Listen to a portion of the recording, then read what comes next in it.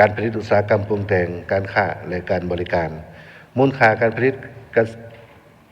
อุตสาหกรรมปรุงแต่งและหัตถกรรมปฏิบัติได้11,691ตื้อกีบเท่ากับ50ส่วนหอยของแผนการเทียบใส่ระยะเดียวของปีผ่านมาแม่นเพิ่มขึ้น 16.79 ส่วนหอยมูลค่าการจราจรสินค้าเป็นปฏิบัติได้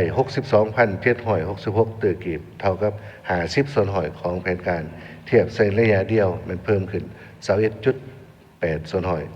การผลิตพลังงานไฟฟ้าปฏิบัติได้26,674 ล้านกิโลวัตต์โมงเท่ากับ54.58 ส่วนหอยของแผนการเทียบใส่ระยะเดียวกันของปีผ่านมามันเพิ่มขึ้น 8.6 ส่วนหอยเป็นมูลค่า 35,411 ตื้อกีบเท่ากับ 45.83 ส่วนหอยของแผนการเทียบใส่ระยะเดียวกันปีผ่านมามันเพิ่มขึ้น 10.58 ส่วนหอยสำหรับการขุดค้นและปรุงแต่งแห่งธาตุมันสามารถปฏิบัติได้2,446 ตื้อกีบเท่ากับ52.65 ส่วนหอยของแผนการถ้าเทียบใส่ระยะเดียวมันเห็นว่าลดลง 18.43 ส่วนหอยสำหรับการบริการขนส่งสินค้าปฏิบัติได้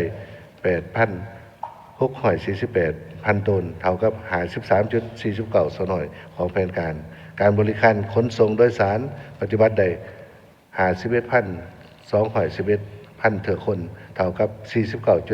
49.41 ส่วนหอยของแผนการ